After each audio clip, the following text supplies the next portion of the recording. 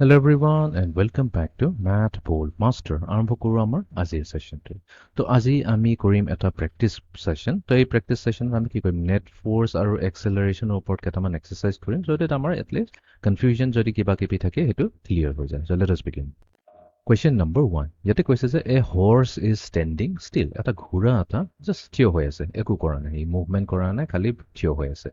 Which claim about the forces acting on the horse must be true? তো এই হৰ্ছত কিবা ধৰণৰ ফোৰ্স আছে।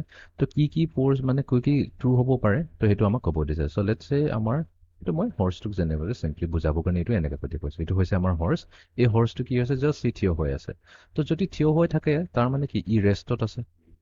ৰেষ্টত থকা মিনিংটো কি ইয়াতে কোনো ধৰণৰ মোশ্যন নাই, ন' মোশ্যন। তো ন' মোশ্যন মানে কি ইয়াতে কোনো ধৰণৰ ফ'ৰ্চ লাগাই নাই, সেইকাৰণে an object in rest tends to be at rest. তো ইয়াতে আমি ক'ম there are no' forces on the horse. Yes, হ'ব পাৰে ট্ৰু, বাট ইয়াতে কিন্তু আমি আৰু এটা কেয়াৰফুল থাকিব লাগিব। অকল ফ'ৰ্চ নাই থকা নাই বুলি ক'লে নহ'ব। দেয়াৰ একচুৱেলি আমি ক'ব লাগিব যে নেট ফ'ৰ্চ থাকিব নালাগিব। যদিহে আমাৰ হৰ্চৰ ওপৰত কোনো ধৰণৰ নেট ফ'ৰ্চ নাথাকে তেতিয়াহে আমি ক'ম যে অবজেক্টটো মোশ্যনত যদি নাই তেনেহ'লে ই ৰেষ্টতে থাকিব। তো অপশ্যন বি হ'ব। এ কিন্তু ট্ৰু নহয়, চি এন টিটো অবভিয়াছলি ট্ৰু নহয়। তো ইয়াতে আমি কি কৰিম অপশ্যন বিটো চিলেক্ট কৰি ইয়াতে ভেৰিফাই কৰি ল'ম। অ'কে, এতিয়া আমি যাওঁ নেক্সট কুৱেশ্যনটো। ইয়াতে দিছে the force of gravity and A normal force x on the horse. তাৰমানে কি ইয়াতে গ্ৰেভিটেশ্যনেল ফ'ৰ্চ এটা থাকিব আৰু এটা নৰ্মেল ফ'ৰ্চ থাকিব, যোনটো আমি পিছত শিকিম ডিটেইলছত। ঠিক আছে, তো অবভিয়াছলি ইয়াতে ফ'ৰ্চটোতো আছে। ইয়াতে কৈছে there are no' forces on the horse, এনেকৈ নহয়, ফ'ৰ্চ আছে, গ্ৰেভিটেশ্যনেল ফ'ৰ্চো আছে আৰু এটা নৰ্মেল ফ'ৰ্চো আছে। ইটোৱে সিটোক বেলেঞ্চ কৰি আছে, সেইকাৰণে আমাৰ যোনটো হৈছে নেট ফ'ৰ্চটো 0 আহিছে। অ'কে, এতিয়া আমি যাওঁ next কুৱেশ্যনটোলৈ। An apple fell off a tree and is traveling to the ground. Okay, তো ইয়াতে লেটছ সে আমাৰ তাত এটা এপল গছ এটা আছে। ঠিক আছে, এইটো এটা এপল ট্ৰী হৈ গ'ল আৰু ইয়াতে এপলবোৰ লাগি আছে, ধুনীয়া ধুনীয়া পকা পকা এপলবোৰ লাগি আছে, কিছুমান কেঁচা এপলো আছে। তো এটা এপল লেটছ সে বেছি পকি গ'ল আৰু ই কি কয় ই গছৰ পৰা পৰি পেলাই তললৈ গৈ আছে। কৈছে Apple fail of A tree and is travelling to the ground. আমি চাই আছোঁ ই তললৈ গৈ আছে।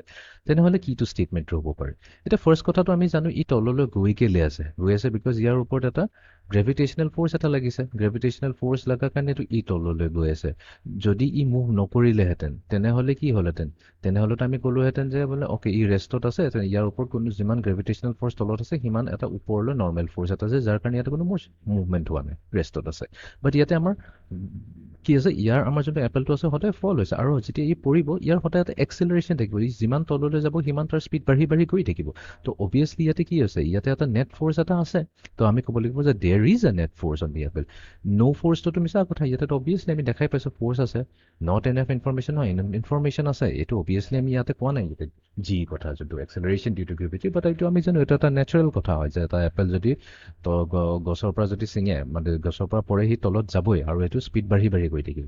দেৰ ইজ ন' নেট ফ'ৰ্চ আছে, কিয় নেট ফ'ৰ্চ নাই? নেট ফ'ৰ্চ যদি নাথাকিলেহেঁতেন তেনেহ'লে তললৈ মুভমেণ্টেই নকৰিলেহেঁতেন।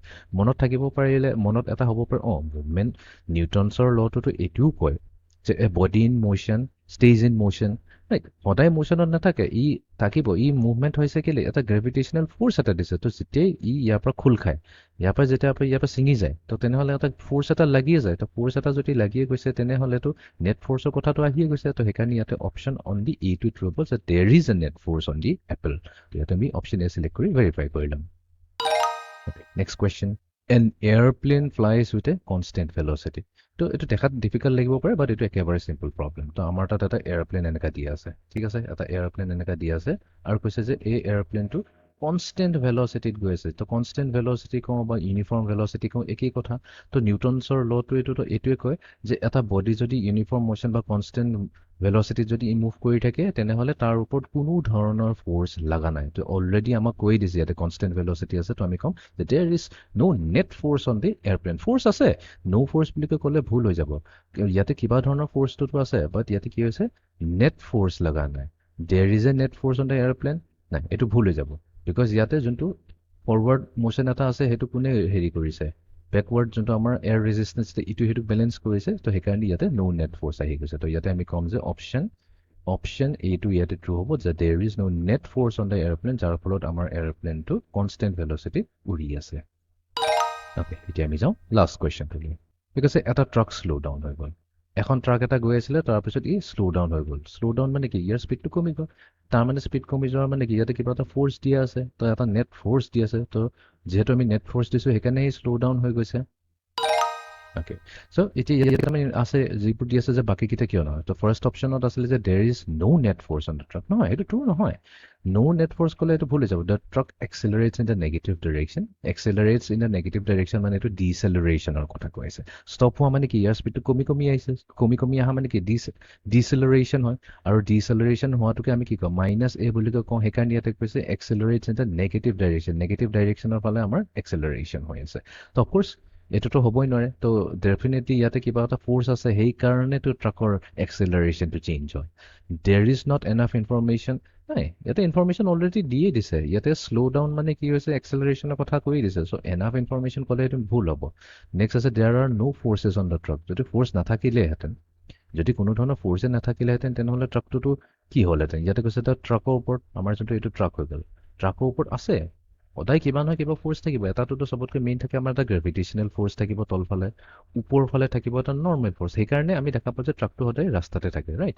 ৰাস্তাতে থাকে। এনেকুৱা নহয় কি ট্ৰাকখন উৰি গুচি যায় বা ইয়ে চেপেটা হৈ পেলাই ৰাস্তাৰ ভিতৰত গুচি যায়, বিকজ ইয়াতে ওপৰৰ ফ'ৰ্চ আৰু তলৰ গ্ৰেভিটেশ্যনেল ফ'ৰ্চ যোনটো আছে, ইটোৱে সিটোক বেলেঞ্চ কৰি থাকে, ঠিক আছে? এইটো ফ'ৰ্চ অফ গ্ৰেভিটি এইটো ইটোক বেলেঞ্চ কৰি থাকে। সেইকাৰণে ট্ৰাকটো আছে ইয়াতে। ইহঁত দুটা কেঞ্চেল আউট কৰি দিছে, সেইকাৰণে আমি এফেক্টটো দেখা নাপাওঁ। নেক্সট আছে ফ্ৰিকশ্যন। ডেফিনেটলি এটা ফ্ৰিকশ্যন থাকিব, সেইকাৰণেতো গাড়ীটো শ্ল' ডাউন হৈ গ'ল। তো ইয়াতে কিয় নেট ফ'ৰ্চটোতো আছে, সেইকাৰণে আমাৰ অপশ্যনটোত there is a net force on the track. Okay, তো এইটোৱে আছিলে আমাৰ আজিৰ ছেশ্যনটো। So' see in the next session. Thank U.